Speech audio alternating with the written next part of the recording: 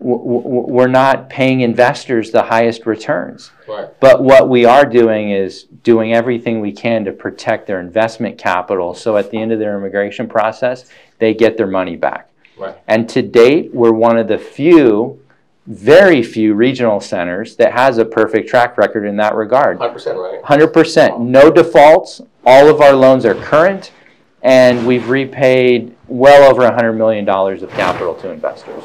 Wow, nice. So, because I got to meet a lot of developers and one that want to raise money from EB5, and I saw a lot of they introduced a lot of their projects, and most of them are hotels, condo, like ski resorts.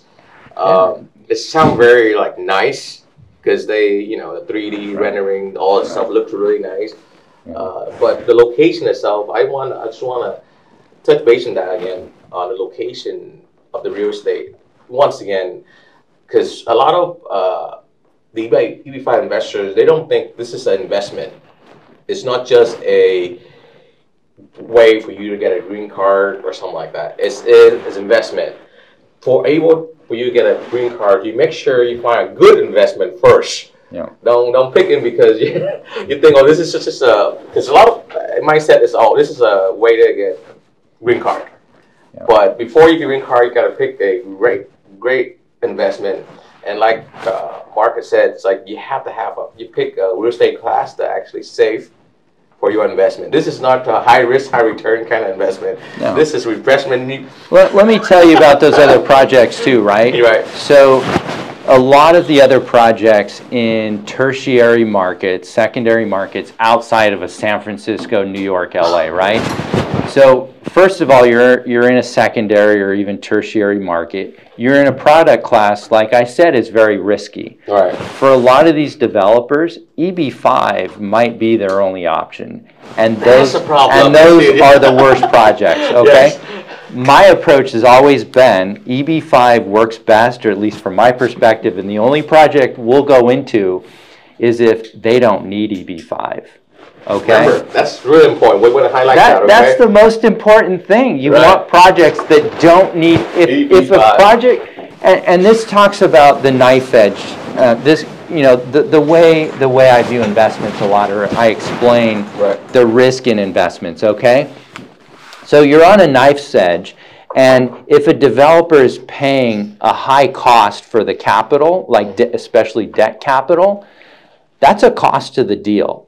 And that makes a project riskier than lower cost capital, okay? Right. But the problem is the cost of capital is a function of how risky the deal is. Right. So you get a risky deal, you're going to pay higher cost of debt, which makes the deal even riskier.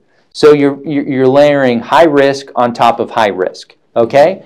If you get a low risk project, the cost of capital is much lower, which makes the deal even less riskier. So you have a low risk deal that the risk is lowered somewhat by the lower cost of capital. You have more time to sell the units, you have more time to lease the unit. You just have more time than it's something ticking at a debt cost of 6.5% than a debt cost of 8, 9, or 10%. So the deals we get into are ones where there's a much lower cost of capital, and then bringing EB5 makes that deal even better than if they went out to another traditional lender, which they easily could for a multifamily deal in the Bay Area. But going EB5 makes the deal that much more attractive and safer. These other projects where they need EB5 because they're costing, like if they can get the capital, it's going to be off the charts, probably 12% for a mezz loan or more. You know, those are risky deals. They tend to, you know, pay investors more return, or, you know, charge the developer a higher return. And that makes a risky deal even riskier. So we're on the lower risk side of deals with bringing lower cost of capital. to keep our risk as low as possible. Because look, at the end of the day, it's a relationship with our investors. We understand that, and first and foremost, we want to protect them and get them their money back. Right. So that summarizes. So the most important thing that any EB5 investor go into is you want to go into a real estate class, asset class that actually is very safe. And multifamily is actually very safe because someone will rent. Something will happen. If you look at the lending rates, you know, Fannie Mae, Freddie Mac loans, I mean, they're the lowest rates you can get for most real estate product types. Right. So that's the most important thing that you want to go into. You want to make sure you go into a project where a regional center is experienced in doing not a lot, but project that actually they do the underwriting themselves. They have their own selective or their own criteria. What's your criteria? And they have the background and expertise outside of EB5, because they're not doing enough deals within the EB5 industry to know enough how to underwrite and make good investments. Exactly. So how many people have come from an truly institutional investment firm, you know, a large bulge bracket investment bank? I worked at Lehman Brothers long before they went bankrupt, long before, you know, doing leveraged finance deals and equity offerings for private equity firms and their portfolio companies. And then worked for, you know, Farallon Capital and their real estate private equity group, where, you know, we put out billions of dollars in real estate investments, and then got equity experience at a hedge fund. So if you look at the principals' backgrounds, those aren't the backgrounds. The backgrounds are in immigration, EB5, right? That's not the skill set you need or want for good investments and analyzing good investments. So basically, for investors who want to underwrite in a regional center, you make sure the founder, the partners is in finance background, structure background, different kind of asset class background, not in immigration, because when they move in, because they another layer for you to help you underwriting the project before they bring the project to life. Not just that, so that's important too, right? That's one of the way that's one of the criteria you look at the general picture. Yeah, the immigration, you know, Steven's been an attorney here in the city. He's owned his own law firm. Like, he's got the legal background. He's the lawyer of lawyers. Right. So we've got that covered on that side. With a scarf right now. Yeah. That's old school right there. With a scarf. You know, he's managed large attorney teams on very large, you know, so when it comes to the legal stuff, we view that as administrative. I mean, it's very complex, but, you know, he knows which attorneys to go to and where to go for expertise, and so we've got both covered. It's just that, you know, the investment side is really what I think sets us apart and what's lacking in regional centers, because regional centers aren't institutional investment firms. They will also call themselves institutional, but they're not, and they don't have that experience if you look at their backgrounds. If you're a developer, if any developer that listen to right now, they do want to raise money somehow. They want to have a regional center represent them. What is your criteria for them for working with the developer? Yeah, because as you go based on the project, or based on the developer. Yeah. So first and foremost, it's the developer. Okay, what's their experience, and most importantly, what's their reputation? Okay. When something, you know, goes wrong, or you need to work through a difficult situation, are you going to be able to get through it? Okay, and that depends on the individual developer, right? Are they going to be adversarial? Are they going to be helpful? Are they going to care about, you know, the regional center's investors?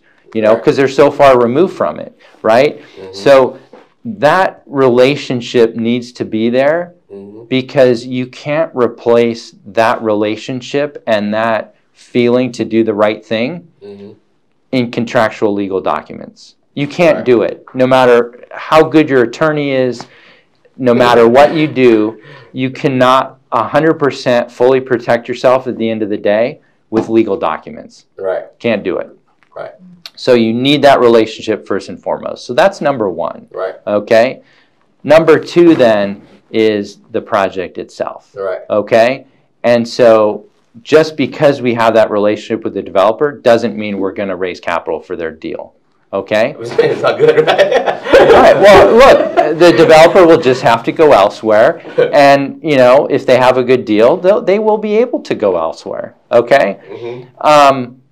So we'll evaluate the project, and then amongst all the relationships that we have from our decades of experience being in real estate development, construction, financing, you know, like I said, we're looking at hundreds of deals. We're going to choose the very best one. Right. So we've had a lot of developers say, we want to do EB5.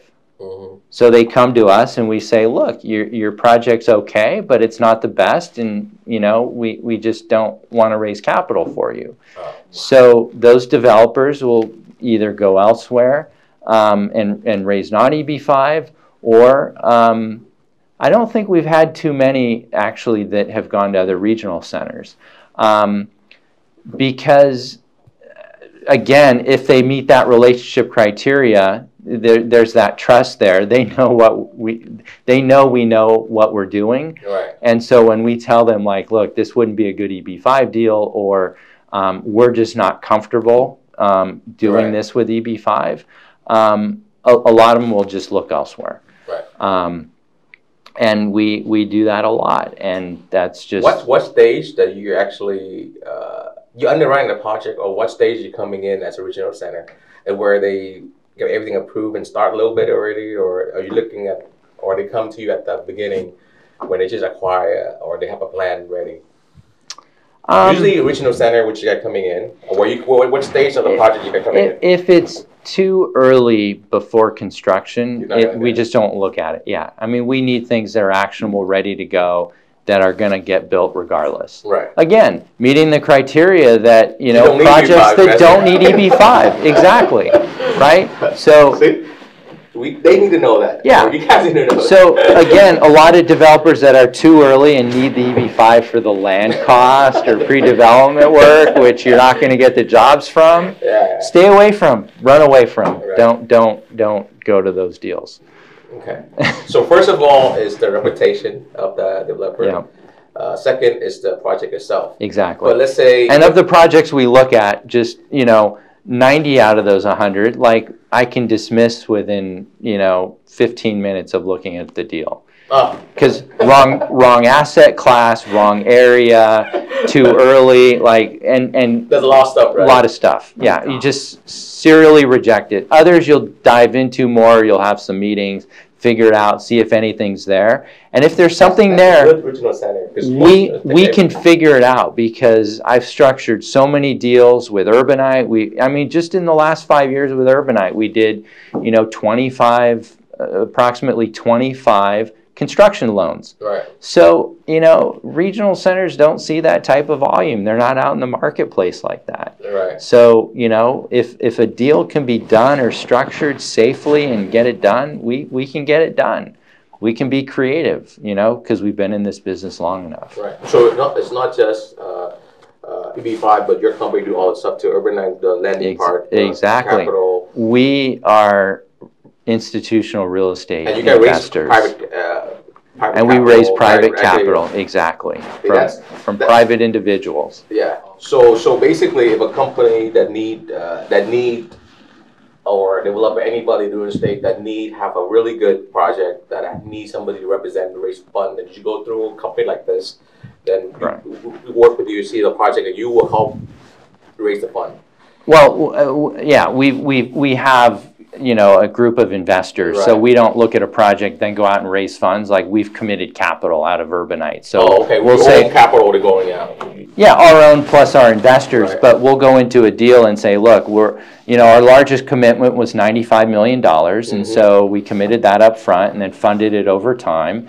And so we did that in combination with an EB5 deal.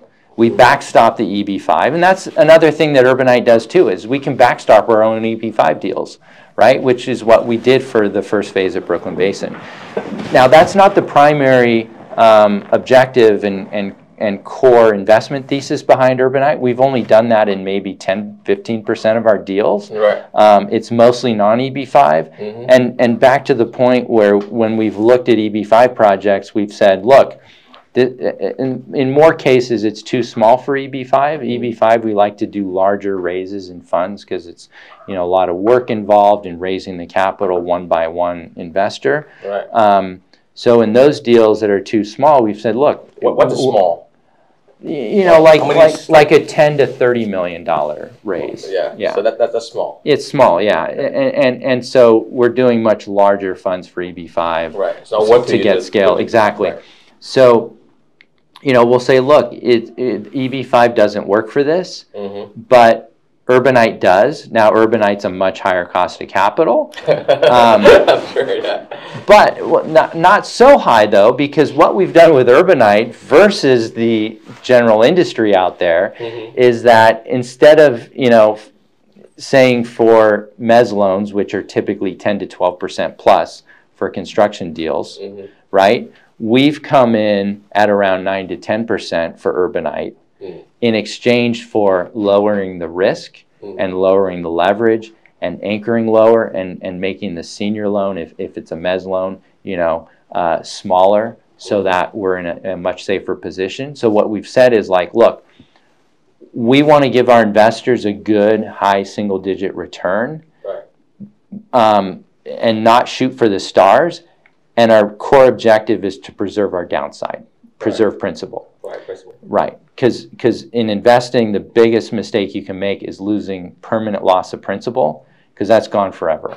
And recovering, trying to dig yourself out of a hole is very hard. Yeah. So we've done that and have been very successful at doing that. But that's what, so when a project doesn't work for EB5, we look at it for Urbanite, and we've sourced some of our deals that way. Right. Because I really want to emphasize that with builders and developers that within our community, the way they run it, because most developer, or they don't go into a financial company or capital company or company with a background in finance, in real estate, in different kind of class, or hedge fund, or different kind of fund structure. They would help them raise the fund, but instead they do it themselves. And when they do it themselves, then they're going through some legal issues with raising fund. There's securities compliance requirements. Yes. Exactly. And that's a lot that happen. And they felt like you can get tripped up very easily. Yeah, so I just want to let the people know that it's not about the funding part. It's about the project. If you have a really good project, you will find a partner that work with you. Well, and also when so from an investor standpoint, if a developer is raising the money directly, there's no one to vet the deal. Because individual investors don't have the expertise in most cases, where they're investing across, hundreds of deals, right? So that's a difficult situation for investors, right? And that's the challenge. Now, look, there's some good developers out there and development projects, and they raise capital directly, but for, institutional type investors, it's hard to be a direct investor in those because you don't have someone to vet it professionally. Yeah, it's very rare, because I feel like it's getting to a company, so a regional center or a capital, or with a bank or with another third party like that. It's you have another person to help you underwriting the project. Instead of getting to a developer yourself, they used to, hey, this is, the paperwork. I never trust the book, right? Then it's friends and family, right? You're investing because they're a friend, they're a family member, and that's the basis. And if you lose your money, well, they're a family member. It's okay. Right. And so I was telling, hey, if you go project that developing over like 10 million or something like that, you should go to make sure you get a company that actually know what they're doing. Exactly. So take care of the financial stuff. Take care of the raising fund for you. You just focus on developing that property. Make sure it's good. It come through, right? Well, yeah, you have someone looking out for the investors and a third party saying, this is a good deal, right? The developer, even if it's a bad deal, they're getting development fees and work, or maybe they have to develop something because they already bought the land. There's a conflict of interest there, right? Or a potential conflict, but there's a conflict of interest even if it's a good deal. So having the third party, vet the project professionally on behalf of an investor base. And if something goes wrong with the project, instead of dealing with the developer who is conflicted, you have this separate investment manager that can foreclose on it and take it away and has that leverage to make sure the developer does the right thing. That's really important. Yeah, when things go bad, which sometimes they do, and so you need someone there to fight for the investors. Because the developer, they have their own interests. Right. Any more questions, Tom? No, you cover everything. It's a lot of knowledge I learned today. Really good. So you want to make sure that once again, mấy anh chị làm EB5 đầu tư là phải biết underwrite đầu tiên là cái loại bất động sản nào muốn vô. Thứ hai, em nghĩ quan trọng nhất là underwrite cái regional center. Regional center, yeah. Tại vì có nhiều cái nào cũng lấy trên tự làm. So I wanna, because the reason I'm saying is a lot of people, they file paperwork and become their own regional center. I saw that quite a bit. And that's where all the scams and fraud and SEC violations came in. A lot of violations. I can see it. There's a lot to, And there's some regional center just there so they can do the paperwork for you. That's it. Right. Then there's like people raise their own fund. They use their own image, credibility, to sell the credibility to get the fund from EB5. Yeah, but they're not investors. They're they never they're just go well known. They're well known. Exactly. That happened. Yeah. And that's where everything goes south. Because it's not that they're bad people. I'm not saying they're bad. Yeah. They just don't have the expertise. They don't know what they don't know. They don't know what they don't. Yeah. So there's stuff they go in. There's lots of different stuff. I mean, like you said earlier, I really like it. I want to emphasize this for the community. You gotta partner or go with the people that know the game, not the rules. Yeah. and I would say too, my approach has always been talk about the facts, talk about my approach to investing, the different asset class, talk about risk, and not sales, outlandish, promises, and this is the greatest thing ever, and that sort of thing. When you hear a pure sales pitch, I would run the other way. If there's no substance there. Actually, to be honest, I see a lot of developers that introduced the project to me, and I was like, yeah, it's good, but it sounds good. But then, like I said, I don't like the asset class. But again, they're conflicted, right? Developer, they're salesmen. They need to sell regardless of what the project is, right? We're only selling a project that we vetted amongst hundreds of projects and chose the best ones that we could find, and that's what you want. There's no conflicts there. So we're incentivized to find the best deals, protect our investors' capital, because that's our business, right? That's our reputation. We've been in the business, this location, the whole time. Investors can come anytime. That I said we're going to be here 20 years from now. That's important because when the EB5 program lapsed for a while, half of the regional centers disappeared, and so you had investors calling up regional centers and couldn't get a hold of anybody. Okay, we've always been here.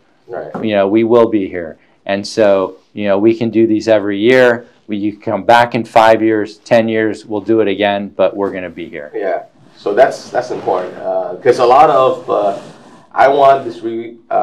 I'm doing this because I want people to underwrite themselves. There's a lot. People are very educated, I think, to understand all this stuff. The problem is the mindset is different from this two different world. There's Asia, and there is America. Right. And Asia like something that's grand. Asians like something. Oh my God, that's a resort. It's nice, but they kind of Unless you've invested in them invest in them and seen them through. Right. Or they would see, like, wow, that's a condo, right? The beach, Miami, the city is nice, or stuff like that. They would go into, or something catchy, like, oh, renewable energy infrastructure.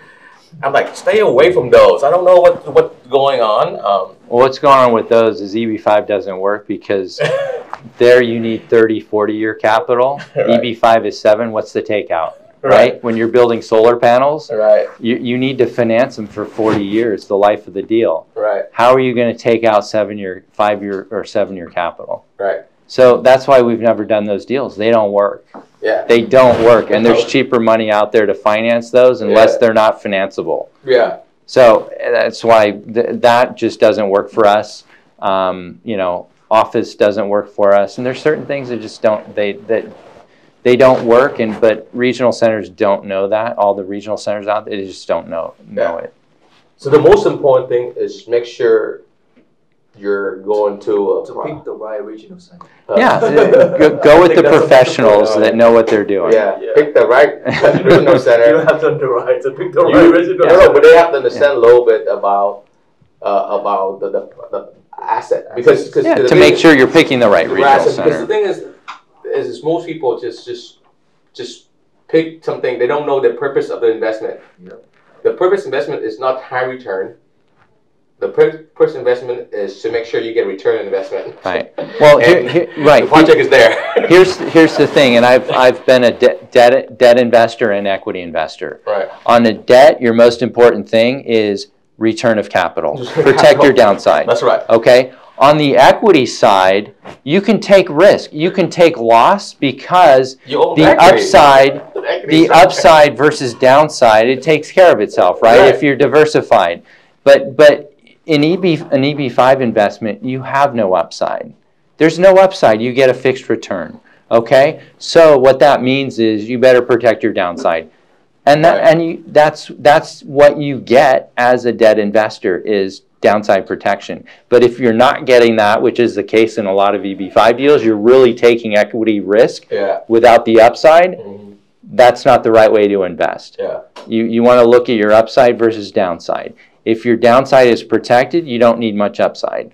But if there's some downside risk, you better be getting the upside. And in no EB5 deals, are EB5 investors getting the upside? So you need to protect your downside. And that's what we do as a regional center. Okay, perfect. That's it. I guess, wow, that's a lot of subtitles.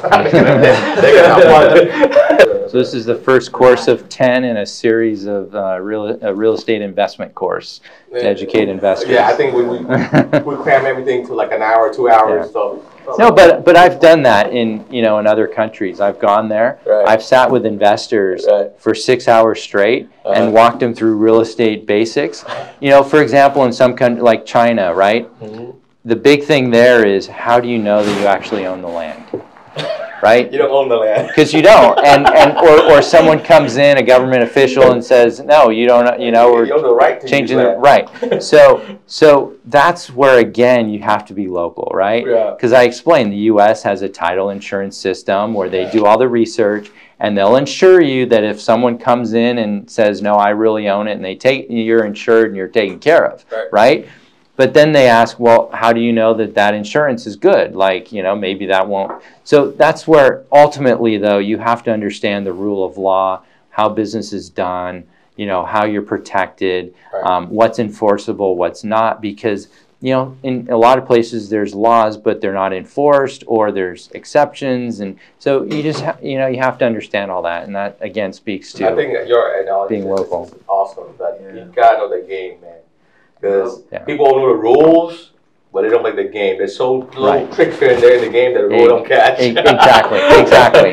It's so true. So because you can't, just with title law and land, right?